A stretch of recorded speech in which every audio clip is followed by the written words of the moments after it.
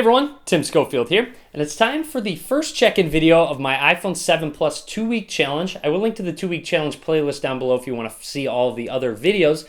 Now with that being said, today I'm going to give some impressions on some of the new features that have came to the iPhone 7 and 7 Plus, including that water resistance, the new home button, stereo speakers, and a couple others as well. Now with that being said, if you'd like to see something talked about in a future video during my 2-week challenge, go ahead and drop a comment, let me know. I do read most of the comments most of the time. Now with that being said, let's go ahead and get started. Now to begin, one of the first things I'd like to talk about is that home button that's down at the bottom, and it's not necessarily a button.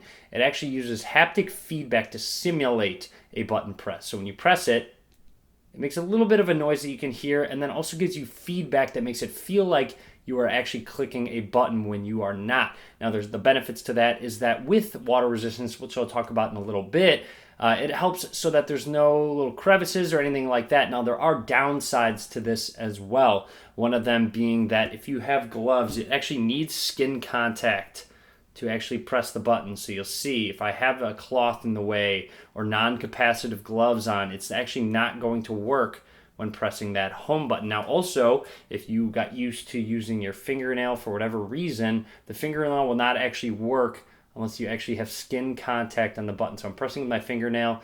There we go. I had a little skin contact and it worked. Now you can even customize the intensity of the feedback if you'd like it a little lighter or a little bit stronger. None of these are over the top light or strong. I found 2 to be my favorite sweet spot. Now with that being said, I really do like the way that it feels, and also with no moving parts, it's really not going to wear out. It just uses that haptic motor to give vibration feedback. So overall, I'm actually very happy with the implementation of this new home button. Now the next new feature I'd like to discuss is called Raise to Wake. So in Settings, Display, you'll see it right there. You can just toggle it on and off, and Raise to Wake essentially uses the accelerometer and motions to actually determine when you pick up your device. So let's go ahead and show that off. So I pick it up off the table and you see the display turned on, and I did not press the power button. I did not press the home button.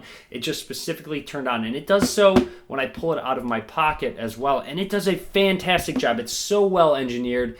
I really have to give props to Apple on this one. It has worked essentially every time I pull it out of my pocket or every time I pick it up off the table. It senses it very well. Now, the best implementation I've found for Raise to Wake, other than just turning your display on, is when I actually pick it up, I'll set my thumb on the home button, but I will not click it. And you'll notice up at the top it said unlocked. Now, with that being said, I can completely interact on all of these apps. So you'll see I have messages. Obviously, I can interact with it on the lock screen. However, if I want to swipe right and open it, you'll see I did not need to actually press and unlock it with my home button like I normally would, because I had already unlocked it previously. And of course, another new feature of the iPhone 7 and 7 Plus is that water resistance.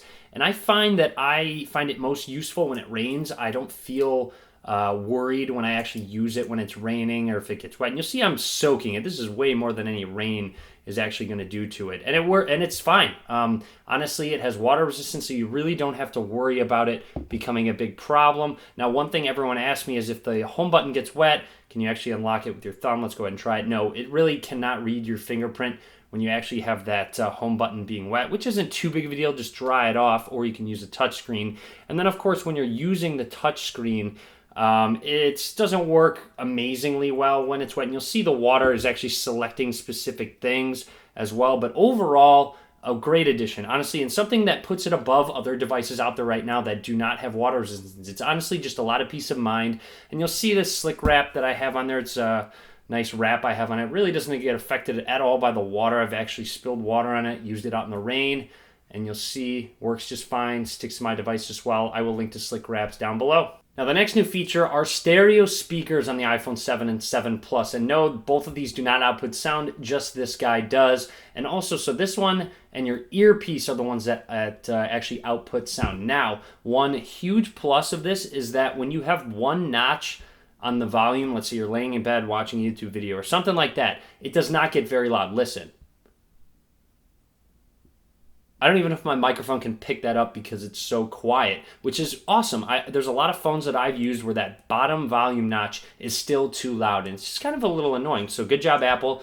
Now let's go ahead and put it about halfway up. You have a user guide information, and then how to turn it on. And then all the way up. And how to use Touch ID as well. Then underneath that, you have your device. So with now I want to go ahead and block this bottom right one.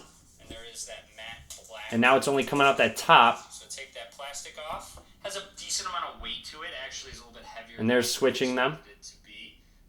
So So that's just kind of how it sounds when watching a video. I really can't play music because of copyright reasons. I don't want to mess with that. But in terms of listening to music on the speakers, I've been very pleased. Quality is very good, definitely above average, and so is how loud it gets. Definitely above average as well. Maybe not as good as the ones with front-facing stereo speakers such as the 6P or other devices I've used in the past. Now, with that being said, it's still very good. It gets very loud. I am very pleased with both of these speakers, and they definitely do the job when I'm listening to music out of them. Now, in terms of a few other new things, such as the camera, battery, and also just the no headphone jack in general, I will do separate videos. I am not even halfway through my iPhone 2-week challenge yet, so stay tuned for those. Click that subscribe button. Now, I want to talk about a couple software things, one of them being notifications. And notifications on iOS are simply bad. There's really no other way I could say it, and I don't see how someone could think iOS notifications are better in terms of the notification center. So when you pull down that notification, you'll see this is accentuated because I left some of my notifications and didn't hit clear all, but you'll notice all of my email notifications are separated, taking up that entire screen. Ridiculous. First of all, that all needs to get consolidated into maybe one bigger notification so I can have multiple ones.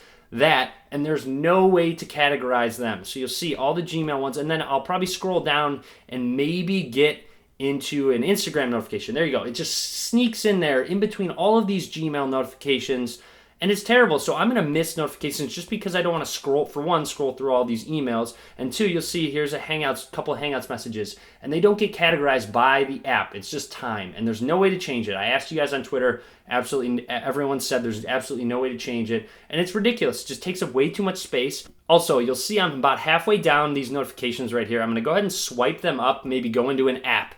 Use that for a little bit. Go ahead and go home. Maybe go back into the app. Now when I swipe down from those notifications, you'll see I'm still halfway there. I'm in the same spot that I was. So if I want to go to the top to look at these new notifications that I've gotten, I have to scroll all the way up. It just makes no sense to me. I hope you guys can agree with me and kind of see where I'm coming from. They're at least consolidated on Android and they're categorized as well. Now, don't get me wrong. Some of the notification implementation on iOS is just fine. I was specifically talking about the notification center. Now, you'll see I get a notification here. I can swipe down 3D touch, and you'll see I can interact with that specific notification. A great addition right there, and also one more. So I'm going to go ahead and send another one.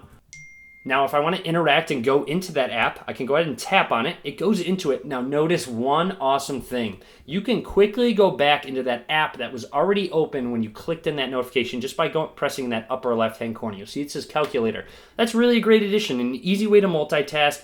That way, you have an easy way to get back to that app instead of having to double tap, go back into the app, or, of course, you can 3D touch the side of the display and swap back quickly as well. But that's just really awesome. When you interact with notification, it'll take you into an entirely separate app, and you can just quickly jump back into it by pressing that little arrow. But anyways, that's all I want to talk about for now about the iPhone 7 Plus and my experience with it so far. Just all of the new features on the iPhone 7 I wanted to talk about, give my experience and opinion on it coming from someone that really hasn't used an iPhone in a long time. So more to come. Like I said, battery, camera, no headphone jack as well. I got lots to say about that. So stay tuned for that. Make sure you click that subscribe button. And as always, guys, click that thumbs up. More iPhone 7 Plus 2-week challenge videos linked below as well. Thank you guys for watching.